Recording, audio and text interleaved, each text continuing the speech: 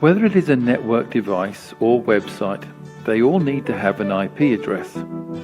Computers need to communicate with each other, and for these devices to be able to request information from a website. To enable communication throughout the internet, there are special servers which enable this. In this video, we will be looking at dynamic host control protocol servers and domain name servers. When looking at network hardware, we saw that a router had many functions. One of these was to allocate an IP address to any computer wanting to join your home network. So how does this IP addressing work? IP addressing can be done in one of two ways, either with a static IP address or with dynamic addressing.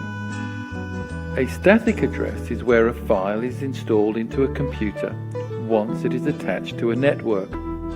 This will work fine until that computer needs to be physically moved to a different location.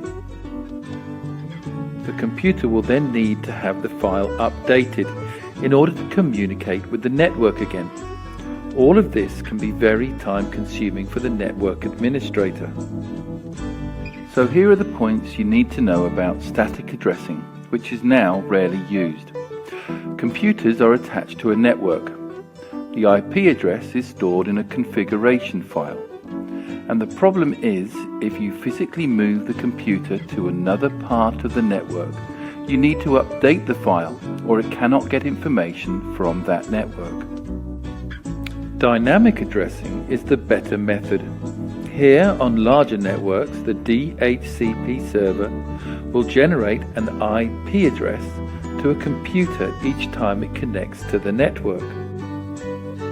Dynamic addressing is carried out either by using the bootstrap protocol, known as BootP, or the dynamic host control protocol, known as DHCP.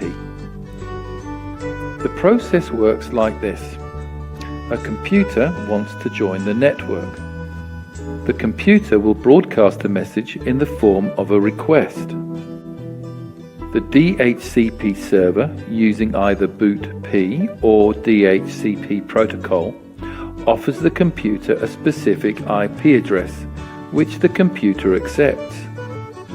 The computer has been allocated this IP address for a period of time, say 12 hours, and has also been given information when the allocation was given. After the allocation time is over, the IP address goes back to the DHCP server, or if the computer still requires an IP address, it can be leased back to the computer. The DHCP server knows which computers have which IP addresses, as the DHCP has a record of the MAC numbers which have been given an IP address.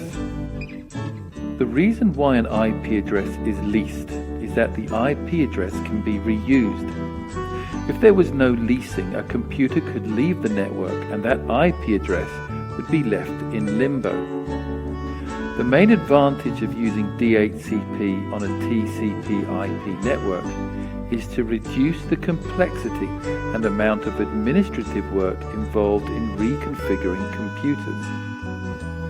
Here are the points you need to know for dynamic addressing. It's a least-based system.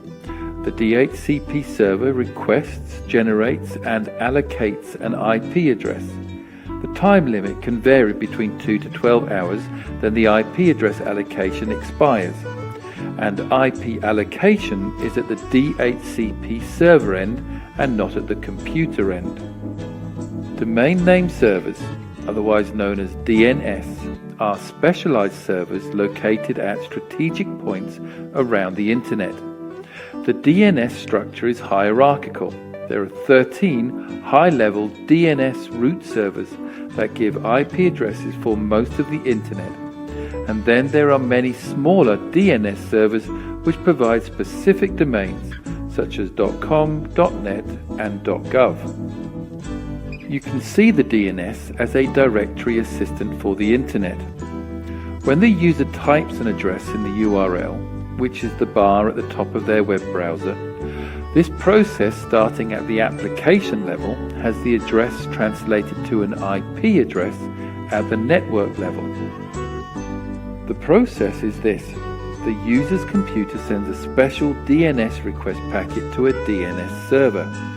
This packet asks the DNS server to send the requesting computer the IP address that matches the address provided.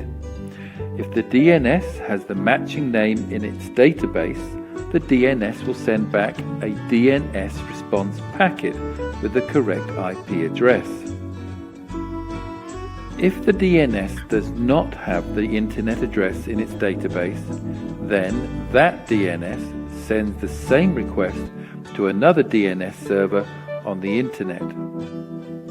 Once the requesting computer receives the IP address for that website, then the computer can make contact with the web server to request information from the website which that web server has stored on it. To remind yourself how this works, look at the protocols and database videos. In brief, these are the functions of a domain name server. It needs to match the IP address to the URL web address. It needs to be able to do that the other way around as well, which is to match the URL web address to the IP address. And it needs to maintain that directory of domain names. That concludes our talk on Dynamic Host Control Protocol and Domain Name Servers. Thank you for listening. Bye-bye.